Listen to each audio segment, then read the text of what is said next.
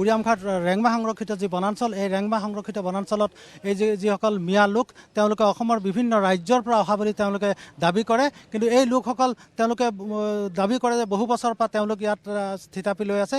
কিন্তু অতি গুৰুত্বপূৰ্ণ কথাটো হ'ল যে গোলাঘাট জিলাৰ সম্পূৰ্ণ খিলঞ্জীয়া লোকৰ এটি বসতি স্থল আছিল আৰু এই খিলঞ্জীয়া লোকৰ বসতি স্থলত এইসকল সন্দেহযুক্ত যি সন্দেহজনক নাগৰিকসকলে আহি পেলাই ইয়াৰ যি জনগাঁথনিৰ প্ৰতি এক ভাবুকি সৃষ্টি কৰিছিল। শেহতীয়াকৈ এই সম্পূৰ্ণ তথ্য ইয়াৰ স্থানীয় দল সংগঠনে অসমৰ মুখ্যমন্ত্ৰীক স্মাৰক পত্ৰ যোগে তেওঁলোকে অভিযোগ কৰিছিল। সেই অভিযোগক সন্মান জনাই সেই গুৰুত্ব প্ৰদান কৰি অসমৰ মুখ্যমন্ত্ৰীয়ে ইয়াত এক সৰজমিন তদন্ত কৰাইছিল আৰু সেইমতে বন বিভাগৰ জৰিয়তে তেওঁলোকক এই উচ্ছেদৰ জাননী প্ৰেৰণ কৰা হৈছিল। 21 জুলাইৰ পৰা এই বন বিভাগৰ জাননী প্ৰেৰণ কৰা হৈছিল। 7 দিনৰ সময় দিয়া হৈছিল আৰু আজি 28 জুলাই আৰু 28 জুলাইত ইতিমধ্যে 7 দিন উকলি গৈছে, 7 দিন সমাপ্ত হৈছে। গতিকে এই 28 জুলাই আজি শেষ হৈছে আৰু 29 জুলাইত হ'ব উৰিয়ামঘাট ৰেংমা সংৰক্ষিত বনাঞ্চলত অসমৰ সৰ্ববৃহৎ এক উচ্ছেদ অভিযান, যি অভিযানত সম্পূৰ্ণৰূপে মুক্ত হ'ব, যি মিয়ামুক্ত হ'ব উৰিয়ামঘাট। এই বাৰ্তা পোৱাৰ পিছত উৰিয়ামঘাট অঞ্চলৰ যিসকল সচেতন নাগৰিক আছে, বিভিন্ন দল সংগঠন আছে, সকলোৱে কিন্তু এই বিষয়ত তেওঁলোকে আদৰণি জনাইছে আৰু আমাৰ লগত আছে বিভিন্ন দল সংগঠনৰ নেতৃবৰ্গ আছে।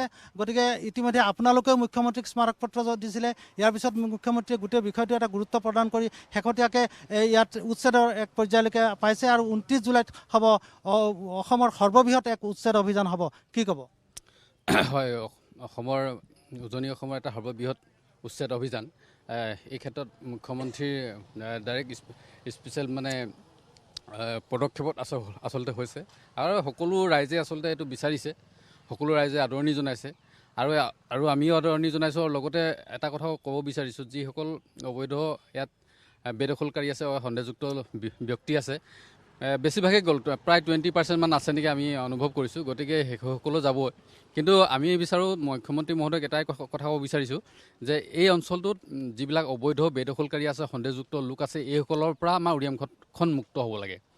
আৰু বিশেষ নকওঁ, আৰু এই ক্ষেত্ৰত যেতিয়া অহাকালিলৈ পৰা যি উচ্ছেদ হ'ব, এই উচ্ছেদৰ ক্ষেত্ৰত আমি টাই ছাত্ৰ সন্থাৰ লগতে বিভিন্ন দল সংগঠনৰ সম্পূৰ্ণ সহযোগ আছে। দৰকাৰ হ'লে আমি প্ৰশাসনৰ লগত থাকি দিম আৰু এই উচ্ছেদটো যাতে শান্তিপূৰ্ণ হয়, কোনো ধৰণৰ অপ্ৰীতিকৰ যাতে পৰিস্থিতি উদ্ভৱ নহয়, তাৰ প্ৰতি আমাৰ প্ৰশাসনৰ হস্তম হ'বলৈ আমি অনুৰোধ জনাইছোঁ। আৰু বিশেষ নকওঁ, আৰু উৰিয়ামঘাটটো আমি খিলঞ্জীয়াৰ দপদপনিটো বিচাৰোঁ। আৰু উৰিয়ামঘাট অঞ্চলটো আচলতে বিদেশী বা অবৈধ যিবিলাক সন্দেহযুক্ত লোক আছে, মিয়া লোক আছে, এইসকলৰ পৰা মুক্ত হোৱাটো আমি বিচাৰোঁ।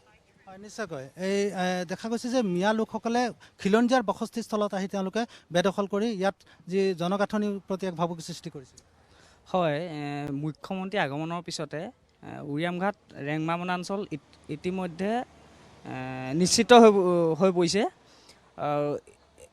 আপোনালোকে দেখিছে ইতিমধ্যে 100খনৰো অধিক JCB ইয়াৰ ভিতৰত আহিছে আৰু আমি জানিব পাৰিছোঁ যে 80% মিয়া মুছলমান ইয়াৰ পৰা টালি টোপোলালৈ ইয়াত ইতিমধ্যে ওলাই গৈছে আৰু 20% তেওঁলোকে এতিয়াও ইয়াত সোমাই আছে বুলি আমি জানিব পাৰিছোঁ। আৰু তেওঁলোকক আমি অতি সোনকালে দাবী জনাইছোঁ যে তেওঁলোকে ইয়াৰ পৰা সোনকালে ওলাই যাওক আৰু সমগ্ৰ উৰিয়ামঘাট আমি মিয়ামুক্ত হোৱাটো বিচাৰিছোঁ। আৰু এই ক্ষেত্ৰত আমি প্ৰশাসনৰ লগত আছোঁ, সমগ্ৰ দল সংগঠন আছোঁ আৰু দৰকাৰ হ'লে আমি হেংদাং লৈ ওলাই আহিবলৈ আমি বাধ্য হ'ম।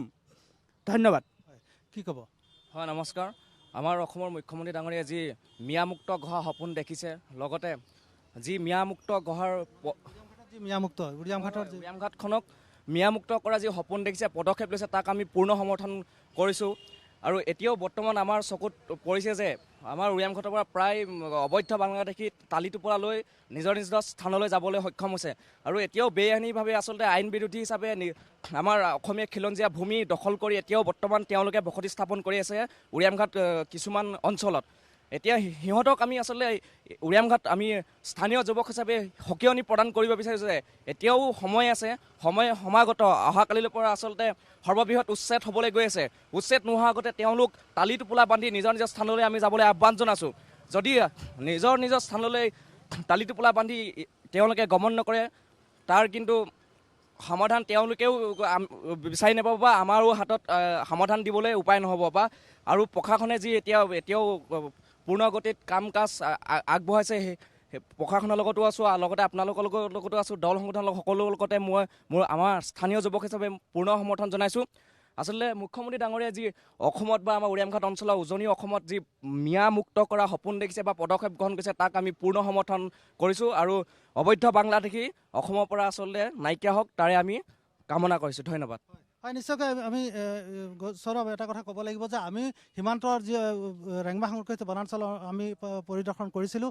আমাৰ নিউজ লাইভৰ কেমেৰাত এই বহু দৃশ্য এনেধৰণৰ বন্দী হৈছে যে বহু লোক ইয়াৰ পৰা গৈছে, কিন্তু তেওঁলোকৰ ঘৰ দুৱাৰ আদি এতিয়াও আছে।